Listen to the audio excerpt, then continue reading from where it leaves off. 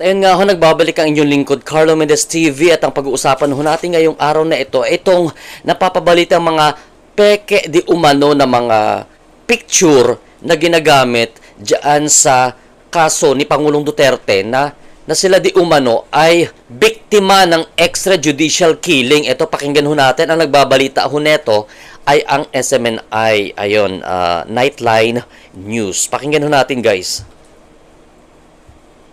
Riing kinundena ni Dr. Lux Andutan ang aniyay pambabastos na tinanggap ng yumao niyang ama na si Dr. Winston Andutan na idinadawit bilang isa umanong biktima ng war on drugs. Binigyang diin niya na inaalay ng kanyang ama ang buhay nito sa paglilingkod sa mga pasyente at labis na pinangalagaan ang kanyang reputasyon. Kaya naman malinaw aniyang pambabastos ang paggamit sa yumaong doktor sa ganitong paraan, lalo't walang kinalaman ang pagkamatay nito sa EJK.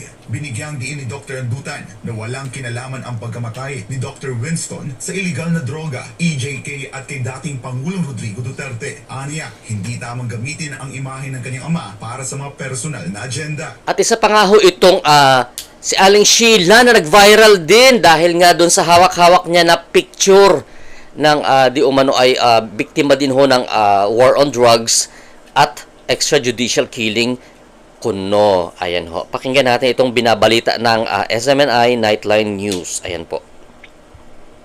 Online ang isang viral post kung saan makikita ang hawak ng isang babae na kinilalang si Aling Sheila, ang larawan ng isang yumaong individual na inuugnay din sa war on drugs. Pero maraming netizens ang nakapansin at pumalag sa larawan ng yumao online. Napag-alamang namatay ang individual nito lamang 2024 na nasa ilalim na ng Marcos Jr. Administration. Taliwas sa pinalalabas ni Aling Sheila na biktima ito ng war on drugs noong panahon Yun lang. Pangulong Duterte. Nagsalita na rin ang isang funeral parlor na nagbigay ng serbisyo sa pamilya ng yumao matapos mag-viral ang kanilang post noong Hulyo 2024. Iginiit ng Hara Funeral Services na tama ang petsang nakasaad sa kanilang post na pumanaw si Ryan Barbacena noong June 2024 at naipost nila ito sa kanilang page noong July 2024. Mariin nilang pinabulaanan ang paratang na edited ang nasabing post. Ayon pa sa Hara Funeral Services, namatay si Ryan Barbacena sa isang ospital at naiulat ito sa Caloocan City Police. Tiniyak din ng kumpanya na hindi nila buburahin ang kanilang post, maliban na lang kung ito ay i-take down o i-report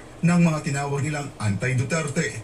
So kung totoo nga ho ang balita na ito na hindi naman talaga sila biktima ng war on drugs at extrajudicial killing, di umano na ipinupukol dito kay dating presidente Rodrigo Duterte, dapat mabigyan itong clarification kasi hindi ito magandang practice, no? Hindi ito magandang practice ng lumalaban na pati yung walang kinalaman nadadamay doon sa ipinaglalaban para lang madiin yung isang tao.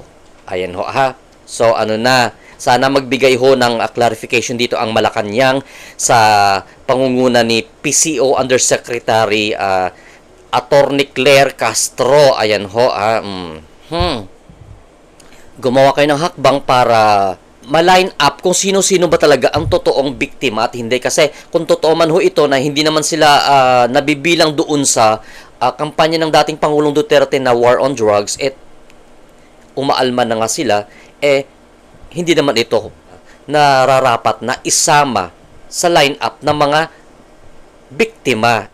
At isa pa ang pag-uusapan natin, dagdag ko lang ho ito sa issue na ito na tinalakay natin ngayong araw na ito, itong tungkol sa defense lawyer ni Pangulong Duterte diyan sa Hague, Netherlands, na ito nga ay sinabing hindi na kakatawan bilang kanyang defense lawyer si Harry Roque at si itong dating secretary niya na si Medial Dea, hindi na ho sila ang magiging defense counsel ni dating Pangulong Duterte, kundi ito na pinamumunuan ni Nicholas Kaufman na isang dating ICC prosecutor. Tapos puro na ho foreign defense lawyer ho ang hahawak sa kaso ni Pangulong Duterte diyan sa Hague, Netherlands. Ayan ho.